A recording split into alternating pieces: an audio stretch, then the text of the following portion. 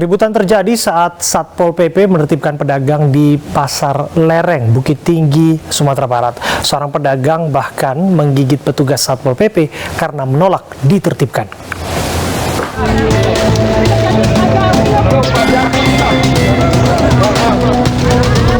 Penertiban pedagang kaki lima di Pasar Lereng, kawasan Pasar Ateh, Kota Bukit Tinggi, Sumatera Barat berlangsung ricuh. Pedagang menolak ditertibkan dan berulang kali menyerang petugas Satpol PP. Akibatnya, 2 petugas terluka karena dicekik, dicakar, dan digigit. Perlakuan asusila sesuai dengan minyak bang. Di gitunya, Cekan, yang tangan jadi gigi. gigi gitu. Oh. Insiden terjadi saat pedagang berjualan melebihi batas waktu yang ditentukan. PKL berjualan seharusnya jam 5 sore, tetapi siang hari mereka sudah mulai berjualan sehingga ditertibkan. Dan sesuai dengan masukan dari anggota, karena yang bersangkutan rupanya punya kartu kuning, yang bekas rawatan rumah sakit jiwa. Ada 2 orang. Lukanya gimana Pak? Luka memar di kena gigitan. Anggota Satpol PP yang menjadi korban berharap kekerasan ini diperiksa dan ditangani secara hukum.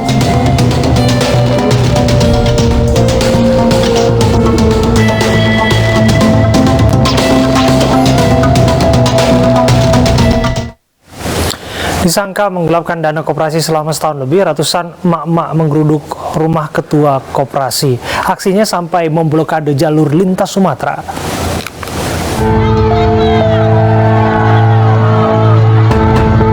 Merasa dibohongi, ratusan emak-emak menggeruduk rumah ketua koperasi Rimbo Tua di Kelurahan Tapus, Mandailing, Natal, Sumatera Utara. Aksi yang memblokade jalur lintas Sumatera Medan Padang ini menuntut ketua koperasi untuk transparan dalam mengelola dana koperasi bagi hasil plasma sawit.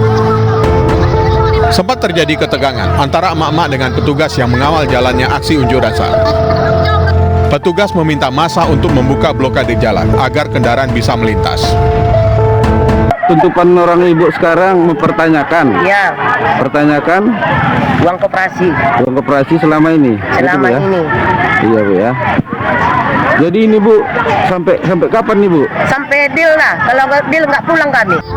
Emak-emak ini menduga dana koperasi digelapkan oleh ketua koperasi karena sudah setahun lebih tidak ada kejelasan dan pencairan kepada warga. Tahapan pemilihan kepala desa di Desa Padang Mohandang Asahan, Sumatera Utara berlangsung ricuh. Warga dan aparat desa nyaris baku hantam karena tidak saling terima dengan protes yang diajukan.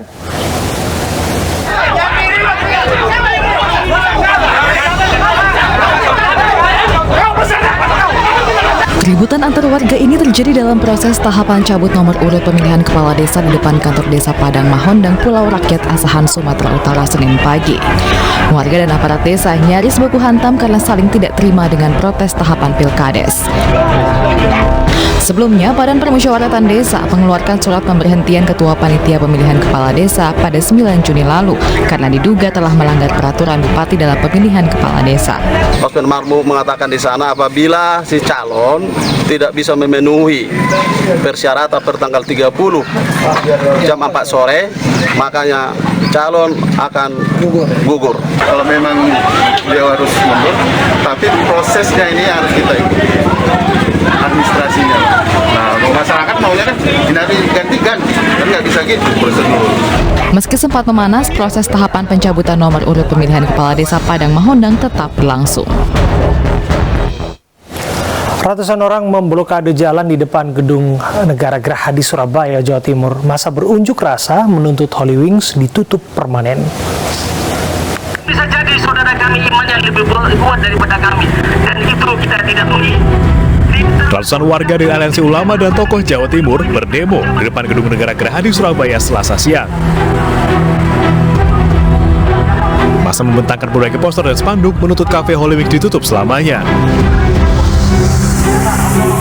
Masa aksi memblokade seluruh jalan sehingga akses menuju Gedung Gerahadi terpaksa ditutup.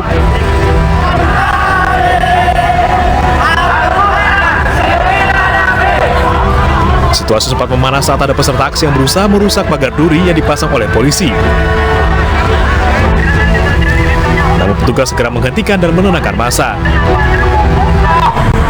Demi Allah, saya tidak mampu kalau melihat Rasulullah dilecehkan.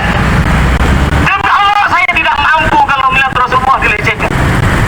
Massa baru membuka blokade jalan setelah sejumlah perwakilan diterima oleh Dinas Kebudayaan dan Pariwisata Provinsi Jawa Timur. Dalam pertemuan itu, perwakilan massa meminta penegak hukum dan pemerintah Provinsi Jawa Timur menutup Halloween secara permanen pasca promo minuman beralkohol yang dinilai menistakan agama.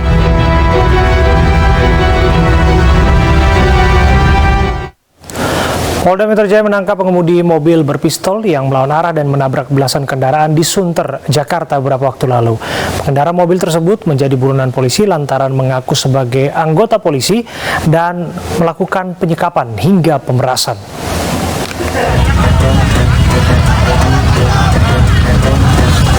Polisi telah menangkap pengemudi mobil yang menabrak belasan mobil dan motor di kawasan Sunter, Jakarta beberapa waktu lalu.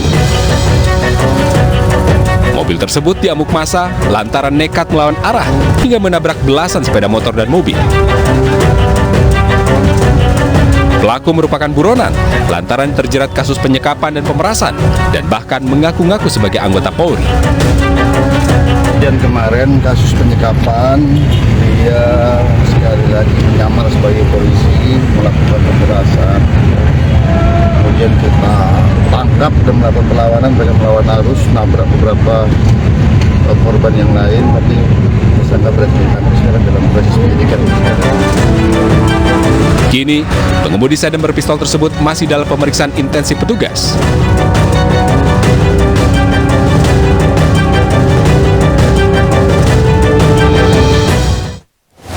Setelah sempat buron, sopir bus dalam kecelakaan beruntun di tol Cipularang kilometer 92 Purwakarta, Jawa Barat akhirnya ditangkap. Kecelakaan yang melibatkan 17 kendaraan tersebut diduga karena sopir gagal mengerem bus.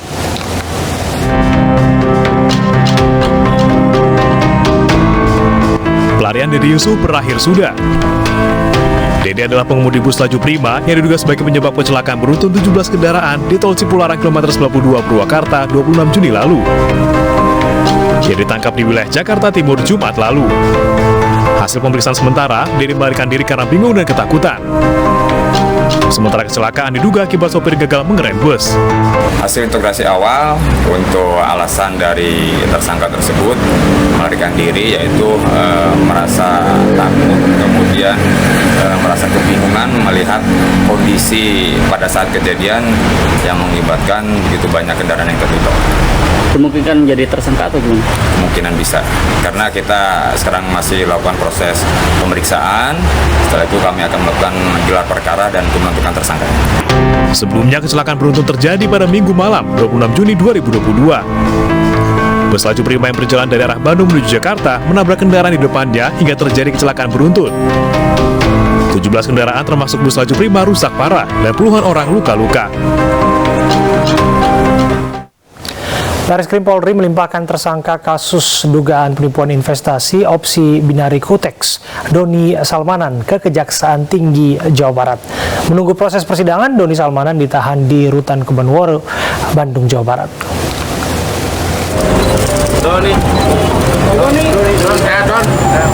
Dengan didampingi sejumlah penyidik Barreskrim Polri, pesohor media sosial yang juga tersangka kasus opsi binari Kutex, Doni Salmanan, diserahkan ke Kejaksaan Tinggi Jawa Barat. Penyerahan tersangka ini sekaligus melengkapi berkas perkara kasus dugaan penipuan investasi. Sementara, barang bukti yang terkait dalam kasus Doni Salmanan ini telah diserahkan ke Kejaksaan Negeri Balai Bandung. Barang bukti yang diserahkan diantaranya 6 mobil mewah, Lamborghini, Porsche, serta merek lainnya yang disimpan di gudang barang bukti Kejari, Kabupaten Bandung. Kejaksaan Tinggi Jawa Barat menerima penyerahan tahap kedua atau penyerahan tersangka dan barang bukti atas nama tersangka, nama lengkapnya Doni Muhammad Taufik alias Doni Salmanan. alhamdulillah dalam keadaan sehat dan walafiat, dan untuk saat ini juga semuanya sudah diserahkan ke pengadilan. Jadi nanti untuk diadilinya nanti kita tunggu di persidangan. Ya mungkin sekian yang bisa saya sampaikan. Mohon ya saya serahkan semuanya ke proses pengadilan. Mohon maaf saya nggak bisa terlalu banyak ngomong gitu ya. Dan terima kasih. Menunggu proses persidangan yang akan digelar di Pengadilan Bali Bandung, Doni Salmanan ditahan di Rumah Tahanan Kebonwaru Bandung. Kita ke informasi lainnya, 15 anak buah kapal terombang-ambing di laut setelah kapal mereka tenggelam di perairan Saponda, Laut Sulawesi Tenggara. Sementara itu, polisi menangkap pria yang merusak masjid dan sering mengancam warga dengan senjata tajam di Bandung, Jawa Barat. Kami sajikan dalam berita pilihan.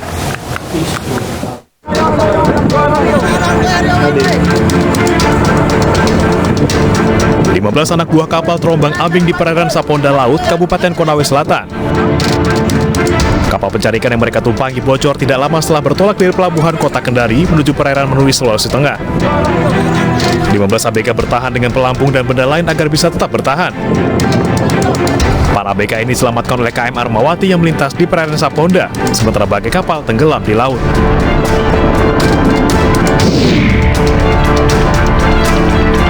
Unit Reskrim Polsek Sindangkerta, Bandung Barat, Jawa Barat meringkus seorang pemuda yang telah meresahkan warga. Pelaku ditangkap saat tengah nongkrong di warung berikut barang bukti senjata tajam jenis samurai. Pelaku dilaporkan warga karena merusak masjid dan rumah warga, sekaligus mengancam akan membunuh jika ada masyarakat yang melawan. Pelaku juga kerap membuat onar di kampung halamannya dengan mengacukan senjata tajam dan mabuk-mabukan. Tak mudah bagi polisi untuk meringkus pelaku warga desa Kertasasi ini lantaran kerap kabur.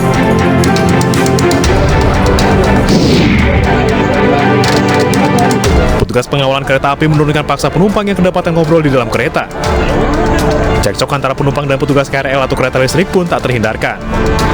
Berdasarkan informasi dari pengunggah video akun fakta.indo, penumpang yang diturunkan paksa ini juga sempat memarahi penumpang lain yang merekam kejadian ini.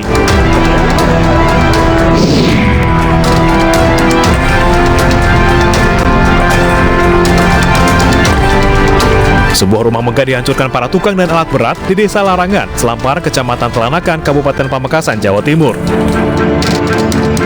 Rumah senilai setengah miliar ini dihancurkan karena suami istri yang menghuninya terlibat perselisihan. Karena sudah tak bisa diajak mediasi, akhirnya mereka bercerai dengan konsekuensi rumah ini harus dirobohkan dan diminta kembali oleh orang tua sang mantan suami. Alat berat didatangkan untuk meratakan bangunan seluas 120 meter persegi ini.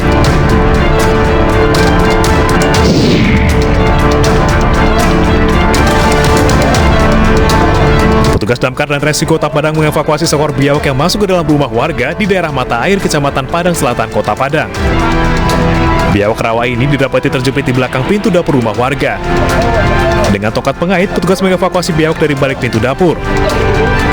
Evakuasi pun berlangsung dramatis. Biawak sulit dikeluarkan karena posisi ruangan yang sempit dan terjepit di sela pintu. Butuh waktu setengah jam untuk menangkap biawak ini. Seorang bocah 13 tahun nyaris tewas akibat dianiaya sekelompok anak muda yang tidak terima dibubarkan saat berkumpul di Rusunawa. Informasinya kami hadirkan sesaat lagi untuk Anda.